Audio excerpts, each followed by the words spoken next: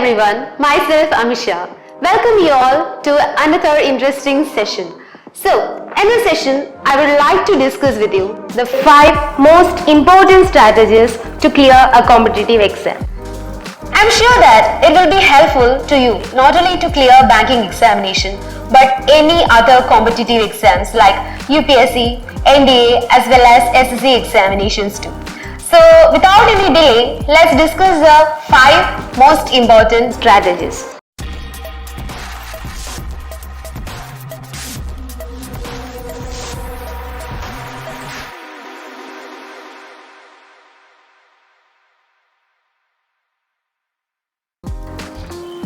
The number 1 is English language. Second one is the reasoning session. Thirdly, we have the quantitative aptitude. The fourth session is general awareness or current affairs. And the fifth one is mock test. So in today's session, I would like to discuss with you the most important, our 5 deadly weapons which we require to crack the competitive examination, mainly the bank exams, within months. If you follow this 5 deadly weapons sincerely, then I'm sure that you're going to crack your exam in this year itself. In 2022, you will be a banger. So, first session is the English language. So, in this session, I would like to discuss with you how to approach each and every one of these deadly weapons in a smarter way and in an easier method too. So, without any delay, let's discuss it. The first one is our English language. So we have our English language. See, it seems to be simpler, but it's not. You will always believe that you know English in a better manner, but that's not going to be checked in our competitive examination, especially when it comes to the exams of SBI, RBI, RRB, SEBI, NABARD and IBPS examination. The approach towards English is in a different manner. So I would like to discuss the section of English, how to handle the section of English or how to study English in a different manner through a different approach. So let's classify it as 3 processes. The first one is the vocabulary session, and the second one is the RC or reading comprehending, the session of comprehension, and the third one is the grammar session. So the last one is the grammar session. So we have nothing to do with this grammar section in the competitive examinations, especially bank exams. We need to know the basic grammar like how to use tense forms and all. But the first 2 sessions, that is the section of vocabulary as well as the section of reading comprehension, these 2 are very important, and I am damn sure that if you had given your 100% in these 2 sections, then you will be definitely in the final list of selection. So vocabulary as well as reading comprehension is very important. In most of the bank exams like SBI, RBI, as I had said earlier that in almost all the bank exams, English plays a major role in while it comes to the section of mains examination. In your mains examination, you will have the sections like general awareness, English, quantitative aptitude and reasoning, sometimes current affairs too. Like there is a limit for the students to attempt the number of questions in quantitative aptitude as well as for the section of reasoning. While in the section of English, usually you will have the questions in the range of 35 to 40 in case of mains examination. If you score a good marks in this session, then it will definitely gives you a good chance of selection in English as well as for the case of current affairs too. You can score maximum only in these 2 sections, which means you can score maximum in the section of English as well as in the section of current affairs. Okay, so first let's check how the vocabulary as well as the reading comprehension goes. The questions from vocabulary is not in the form of direct vocabulary questions, but it will come as a clause test like word swap or error correction. A correction and the spelling of a particular word can be asked in the question. So that's all what comes inside the section of vocabulary. In the case of reading comprehension, while coming to the mains examination, you can see that most of the questions comes from this section of reading comprehension, which means you will be given a passage. Based on that passage, you will be given a 5 to 10 questions in between. Okay, you can score that 5 to 10 questions only if you understand the passage really well. So that is known as comprehending capability. If you have a good comprehending capability, then you can score easily in the section of reading comprehension. First of all, you should read a passage, then you should be capable to understand what the passage is all about, what the author tries to convey through that particular passage. Okay, and in order to understand the given passage, you should understand the words that are used in that given passage. Okay, there are certain words which you are not familiar with that may come in your reading comprehension. And if you are good in your vocabulary, that you know the particular meaning of a word, then you will get a good understanding of this comprehension passage. So these are the 3 important things in English language. Just keep in mind and practice well.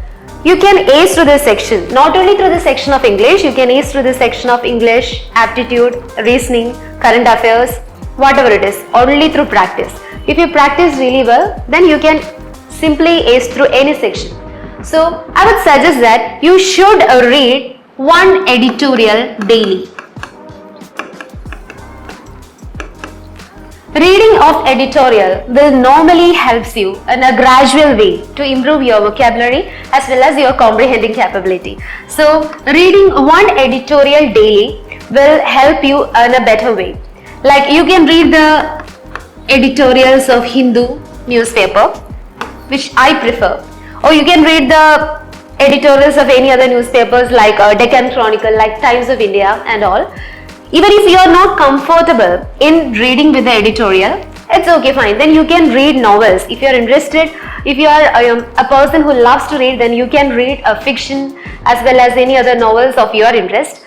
Or even if you are a person who is not at all interested in reading, then go for watching movies. You can watch any English movie with subtitle as follows, through which you are gaining a comprehending capability, which means you are understanding something, you are understanding some text or something in a better manner. And also, even if a word comes in a movie which you are not familiar with, then automatically our mind will have a grudge to have that, what's the meaning of that particular word. You will think in that way. So I think that will definitely help. Now let's move to the next deadly weapon, which is a quantitative aptitude. QA as the most important section. We can see that in the section of quantitative aptitude, DI is the most important topic, which means data interpretation. So I will suggest you to practice data interpretations on a daily basis. We know that the level of the DIs asked in the prelims examination as well as in the mains examination is entirely different. In the prelims exam, we can see easier level of DIs, while in the case of mains examination, it gets highly complicated. So practice 3 to 5 data interpretations daily. You can select, like you can practice 3 simpler level DIs along with 2 higher level data interpretations. That will be enough. And the second thing is that practice the questions of simplification.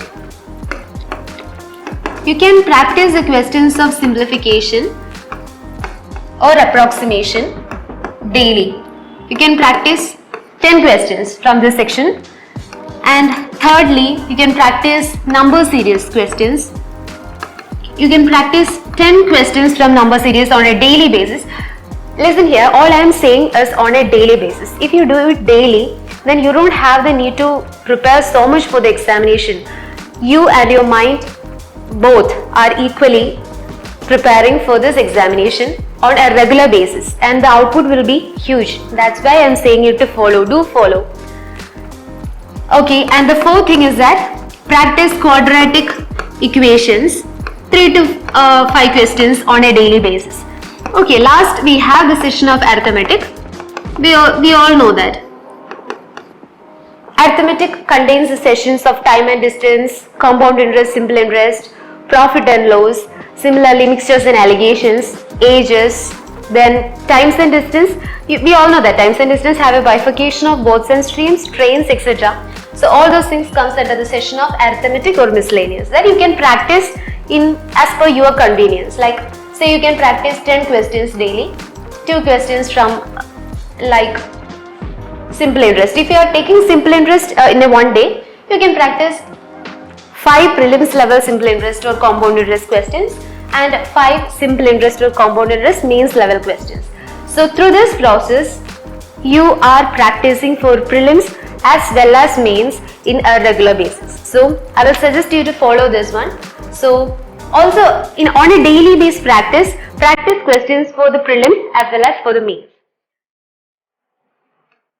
Give more importance to the session of data interpretation because it carries the highest weightage. Now let's discuss the session of reasoning.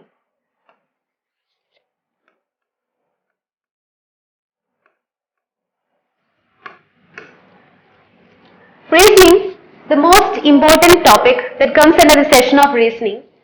We all know that they are puzzles. Puzzles and seating arrangement.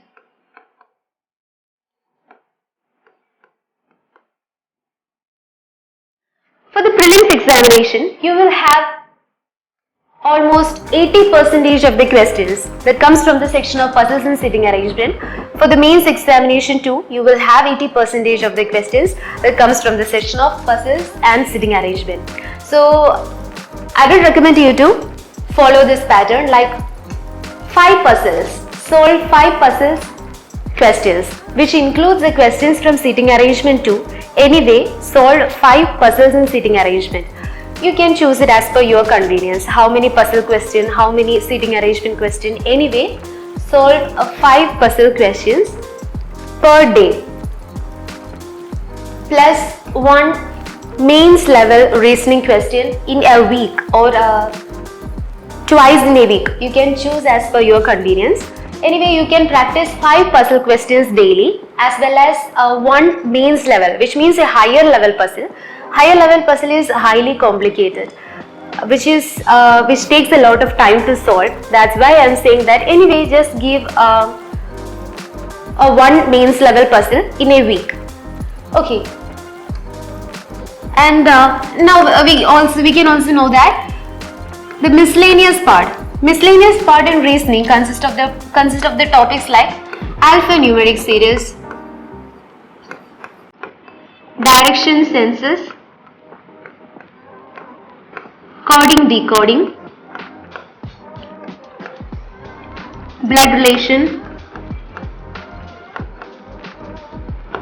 syllogism,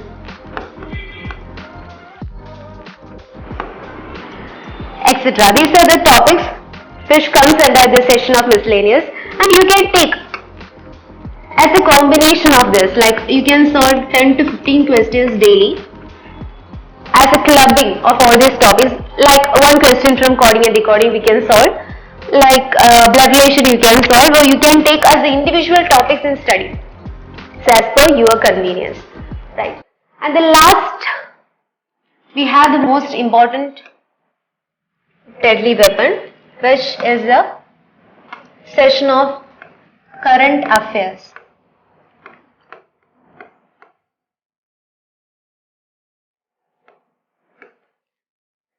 So, current affairs is a section which normally we don't have the section in our prelims examination.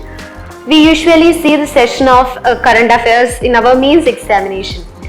Mains examination, we will have a weightage of 40 to 50 marks for the session of current affairs. It will appear only for the mains examination. That is very important. If you have a good marks or a good weightage score in your current affairs section, then you don't have the need to worry. You are probably more in front of all others in case of selection. So So how to prepare this current affairs session? I would suggest you to go for the daily preparation. Daily read the current affairs news, or even if you are not comfortable with daily, you can go for the weekly PDFs, or if you are not comfortable with weekly PDFs, you can go for the monthly PDFs. Anyways, keep in touch with the current affairs section. Okay. You will keep in mind, you will always think in mind that yes, I will study the current affairs after your prelims examination result. But see, this is a bank examination. Like if I am saying an example, after the SBI clerk prelims result, you will get hardly 10 days for your mains examination. You will get only just 10 days for your mains, and the 10th day will be your mains examination. So within the 10 months, you have to study the past 6 months current affairs. You have to study the 6 months current affairs before your mains examination. So normally within this 10 days, you will be in a rush. You will search for all the PDFs and what all things that you will get in your hand. And each PDF will be of 300 pages, and you are going to read 6 months current affairs. It's almost 1800 pages something. It's not possible. Even if it's possible and you read all those pages, there will be nothing in your mind. That I'm damn sure. That's why I'm saying that keep updating current affairs on a regular basis. All the current affairs materials like free PDFs are easily available on internet. Okay, keep searching that. If you are reading newspaper on a daily basis and you are taking the current affairs not from the newspaper, then it's the best way. Okay, so this thing, reading all those pages is not possible. So keep studying current affairs and keep practicing the current affairs quizzes. That's all what I have to say in the session of current affairs. And now let's discuss the session of last we have, which is mock test. Mock test can be categorized as a two, like a sectional test as well as a full length prelims or mains test. Sectional test means, say in the prelims examination, you will have the 3 sections, right? Like English language, quantitative aptitude, and the session of reasoning. Sectional in the sense means this section has, as the name suggests itself, it's section. You will have the section. You can take the section of English itself. As separately, you can take the section of English and practice. Separately, you can take the section of quantitative aptitude and practice. Likewise, the reasoning, you can take it separately and practice. In case of prelims examination, mostly all the sections are of 20 minutes.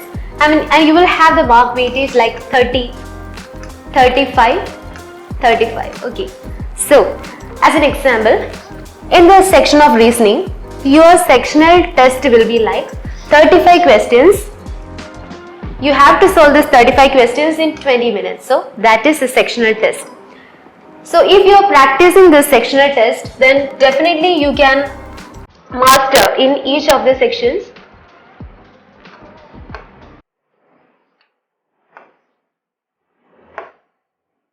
Okay. Now, let's come to this full length test. Full length test is as per the prelims examination pattern. As I had said earlier, in the full length test, you have to attend all these 3 sections in 60 minutes time. Similarly, in the case of mains examination, you can also practice the mains examination too, which is of 2 hours. It's a lengthy period. You can practice in as your convenience. But if you practice that well, then definitely that will not be a burden at the time of your mains examination. So practicing your mock test is very important, and you should be well aware while choosing this mock test. Should choose best quality mock test, the mock test which contains quality questions as per as our examination pattern is very important. Choose those ones which are as per the examination pattern, right? So the last thing is a mock test. Practice. You should, before the prelims examination, I will suggest you to practice almost 10 to 20 prelims examination. Before your mains examination, you should practice 10 to 20 mock tests. Then at the time of examination, you can easily crack the prelims examination. So mock tests are very important. If you are studying a lot without doing mock tests, there is no use at all. Studying is not important, but practicing mock tests is really very important. There are competitors who will practice 10 mock tests daily before their prelims examination. I am just suggesting you to only do 10 to 20, but there are ones who do 10 mock tests on a daily basis. So that's the competition all across. So hope this all deadly weapons are clear in your mind, and take all the points that I had told you, and prepare well with a clear strategy. And wishing you all the best for your upcoming examinations. Put this strategy over the exams of upcoming RRBs as well as IDBI, and the SBA clerk notification as well as PO notification will be out soon. So wishing you all the very best. Thank you. If you like our content, do like, share and subscribe.